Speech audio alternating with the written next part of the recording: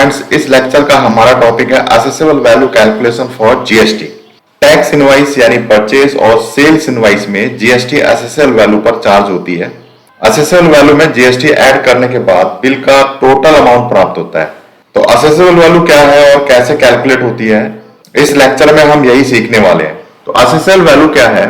The assessable value is the total value of goods और service on which GST is calculated. Assessable value means taxable value, goods and service की total value जिसके ऊपर GST charge होती है उसको हम accessible value कहते हैं। तो इनवॉइस जनरेट करते समय सबसे पहले क्या करते हैं, जो स्टॉक आइटम सोल्ड किए हैं उनकी वैल्यू लेते हैं। अगर सप्लायर कस्टमर को कोई ट्रेड डिस्काउंट दे रहा है तो जो गुड्स की टोटल वैल्यू होती है उसमें से ट्रेड डिस्काउंट को माइनस कर देना है। तो उसके बाद जो गुड्स की नेट वैल्यू होती है वो आ जाएगी। यहाँ पर सब टोटल आ गया तो गुड्स की जो नेट वैल्यू है वो कैलकुलेट होके आ जाएगी। यानी गुड्स की टोटल वैल्यू, उसमें से ट्रेड डिस्काउंट माइनस कर देना है तो गुड्स की नेट वैल्यू आ जाएगी। उसके बाद सप्लायर बिल में कुछ एडिशनल चार्जेस भी ऐड करता है, जैसे packing charges, courier charges, frat charges, insurance charges etcetera. तो गुड्स की जो नेट वैल्यू है, टोटल वैल्यू में से ट्रेड डिस्काउंट माइनस करने के बाद जो नेट वैल्यू आई है उसमें एडिशनल चार्जेस को ऐड कर देते हैं। जो अमाउंट निकल के आता है उसको हम बोलते हैं असेसेबल वैल्यू यानी टैक्सेबल वैल्यू। यहाँ केवल वही एडिशनल चार्जेस लेने हैं जो टैक्सेबल होते हैं, यानी जिन पर जीएसटी चार्ज होता है। नॉन टैक्सेबल चार्जेस यहाँ पर इंक्लूड नहीं करने हैं। अब ये जो असेसेबल वैल्यू है यानी टैक्सेबल वैल्यू, इसके ऊपर जीएसटी चार्ज होता है, यानी इसके ऊपर जीएसटी चार्ज होगा जितना भी जीएसटी उस गुड्स के ऊपर अप्लाई होता है। जीएसटी ऐड करने के बाद, असेसेबल वैल्यू में जीएसटी ऐड करने के बाद बिल का टोटल अमाउंट हमें प्राप्त होता है। तो किसी भी इनवॉइस को जनरेट करते समय सबसे पहले हमें असेसेबल वैल्यू निकालनी होती है, उसके बाद उस पर जीएसटी चार्ज करते हैं। असेसेबल वैल्यू में जीएसटी ऐड करने के बाद जो बिल का अमाउंट होता है वो कैलकुलेट होकर के आता है। अब इसको एक एग्जांपल से समझते हैं।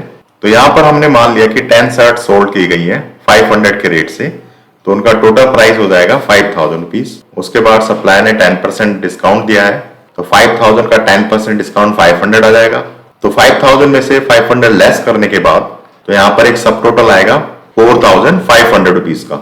उसके बाद कुछ एडिशनल चार्जेस ऐड किए जाएंगे, like packing charges, courier charges, जो भी चार्जेस होंगे उनको हमें यहाँ पर ऐड कर देना है। जैसे पैकिंग चार्जेस, कोरियर चार्जेस यहाँ पे 200 और 300 है, तो टोटल अमाउंट कितना हो गया 500। 4500 में 500 ऐड करने के बाद असेसेबल वैल्यू कैलकुलेट होकर आ जाएगी 5000 रुपीज। अब हमें क्या करना है, यहाँ पर जीएसटी चार्ज करना है। तो जितना भी जीएसटी गुड्स पर अप्लीकेबल होगा उसको हमने ऐड करना होगा। तो मान लेते हैं जैसे 12% जीएसटी यहाँ पर चार्ज होगा, तो 5000 रुपीज के ऊपर 12% जीएसटी 600 रुपीज आ जाएगा। तो असेसेबल वैल्यू के अंदर हमें क्या करना है, जीएसटी ऐड कर देना है। तो टोटल इनवॉइस यानी बिल का जो टोटल वैल्यू है वो कैलकुलेट होकर आ जाएगी 5000 प्लस 600, 5600। तो इस तरह से असेसेबल वैल्यू कैलकुलेट होती है, जीएसटी कैलकुलेट होता है और जो बिल का टोटल अमाउंट होता है वो निकल करके आता है। तो अब आ चुके हैं हम अपने टैली असाइनमेंट पर। तो हमारी कंपनी का नाम है ट्रेंडी गारमेंट प्राइवेट लिमिटेड, जो कि एक दिल्ली की कंपनी है। तो इस असाइनमेंट के ट्रांजेक्शन 1 से लेकर के ट्रांजेक्शन 4 तक हम लेक्चर 15 में कंप्लीट कर चुके हैं। लेक्चर 16 में ट्रांजेक्शन 5 से लेकर के ट्रांजेक्शन 9 हम कंप्लीट कर चुके हैं। तो इस लेक्चर में हम कंप्लीट करेंगे ट्रांजेक्शन 10, जो कि हमारे करंट टॉपिक से रिलेटेड है, assessable value calculation. Transaction 10 credit sale transaction with multiple charges. Transaction date है अप्रैल 2। तो इस ट्रांजेक्शन में क्रेडिट सेल की गई है जिसमें मल्टीपल चार्जेस वगैरह इंक्लूड करने हैं। कस्टमर है urban wear retailers. Trade discount यहाँ पर 8% चार्ज होगा और जीएसटी 5%। तो यहाँ पर हम सीजीएसटी एसजीएसटी लेंगे क्योंकि कस्टमर और हमारी कंपनी दोनों दिल्ली की हैं। तो यहाँ पर ये कुछ स्टॉक आइटम है जो कि कंपनी ने सेल किए हैं और ये कुछ एडिशनल चार्जेस हैं जो कि बिल में इंक्लूड करने हैं, packing charges, insurance charges, courier charges, जो कि सभी टैक्सेबल हैं। तो चलते हैं, रिकॉर्ड करते हैं ट्रांजेक्शन 10। सेल्स वाउचर सिलेक्ट करना है। ट्रांजेक्शन डेट है अप्रैल 2। पार्टी है urban wear retailers. Dispatch detail, order detail control ए से सेव कर लेना है और पार्टी डिटेल इसको भी कंट्रोल ए से सेव कर लेंगे। सेल्स लेजर में हम लेंगे सेल्स अकाउंट। यहाँ पर सेल किए गए स्टॉक आइटम रिकॉर्ड करने हैं। पहला है मेंस कॉटन शर्ट 8 क्वांटिटी 650 के रेट से।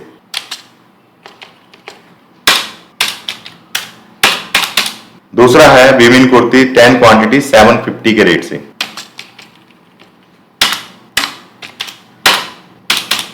तीसरा है मैन जींस 6 क्वांटिटी 850 के रेट से।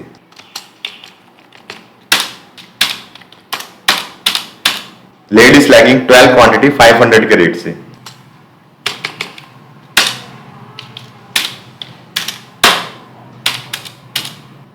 तो सभी स्टॉक आइटम हमने यहां पर रिकॉर्ड कर लिए। उसके बाद ट्रेड डिस्काउंट 8% यहां पर अप्लाई करना है। तो यहां से लेंगे trade discount allowed on sale -8%। उसके बाद हमें लेने एडिशनल चार्जेस। तो सबसे पहला है पैकिंग चार्जेस। तो इसके लिए एक लेजर क्रिएट करना होगा। तो यहां से जाना है क्रिएट पर। तो लेजर का नाम है पैकिंग चार्जेस। यहां से हमें लेना है indirect expenses. Types of ledger not applicable. अब यहां पर ध्यान देना है include in assessable value calculation, यानी पैकिंग चार्जेस क्या है जिस पर जीएसटी अप्लीकेबल है। तो असेसेबल वैल्यू में हम इसको इंक्लूड करेंगे। तो यहां पर हमें लेना है जीएसटी।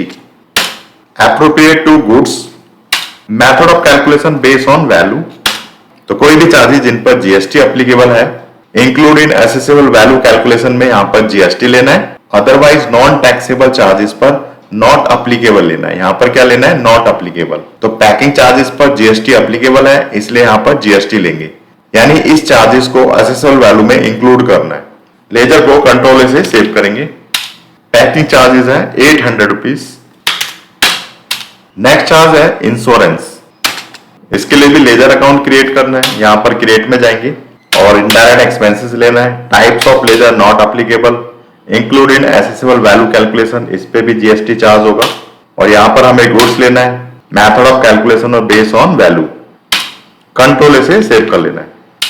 इंश्योरेंस है 500 रुपीज। नेक्स्ट चार्जेस है कोरियर चार्जेस 700 रुपीज। इसके लिए भी लेजर अकाउंट क्रिएट करना है। Indirect expenses, types of ledger not applicable, include in assessable value calculation, यहां पर भी हम जीएसटी ले लेंगे। और यहां पर गुड्स लेना है। Method of calculation based on value, control से सेव करना है। Courier charges 700 rupees. उसके बाद जीएसटी चार्ज करनी है। CGST, SGST, bill wise detail, method of adjustment में न्यू रेफरेंस लेंगे। यहां पर नरेशन मेंशन करने के बाद लेजर को एक्सेप्ट कर लेना है। टैक्स एनालिसिस चेक करते हैं। एस्केप की से बाहर आएंगे तो यहां जाना है डे बुक और अपने प्रीवियस सेल्स वाउचर को ओपन करेंगे। यहां पर है related report, GST tax analysis. तो ये हमारे सामने जीएसटी टैक्स एनालिसिस है। इसको डिटेल में देखने के लिए ऑल्ट F1 प्रेस करेंगे तो ये टैक्स एनालिसिस जो है वो डिटेल में कन्वर्ट हो जाएगी। तो अब हमारे सामने डिटेल टैक्स एनालिसिस है। मेंस कॉटन शर्ट यहाँ पे दिख रहा है। इसकी सेल वैल्यू है 5200। इस 5200 के ऊपर 8% ट्रेड डिस्काउंट चार्ज किया गया। उसके बाद जो टोटल पैकिंग चार्ज है 800 रुपीज, उसको डिवाइड कर दिया है। और जो मेंस कॉटन शर्ट है उसके ऊपर कितना पैकिंग चार्ज बनता है वो यहाँ पर कैलकुलेट करके निकाला गया है। 800 मल्टीप्लाई में sale value, men's cotton shirt की जो सेल वैल्यू है 5200 और डिवाइड में total sale value, 4 stock item की टोटल सेल वैल्यू। तो packing charge men cotton shirt के ऊपर कितना बनता है वो कैलकुलेट होके आ जाएगा। इसी तरह से यहाँ पर इंश्योरेंस के साथ भी कैलकुलेशन की गई है और कोरियर चार्ज के साथ भी कैलकुलेशन की गई है। इन सभी वैल्यू को कैलकुलेट करने के बाद टैक्सेबल वैल्यू आ जाएगी 5220 रुपीज कुछ पैसा, जिसे हम एसेसेबल वैल्यू भी कहते हैं।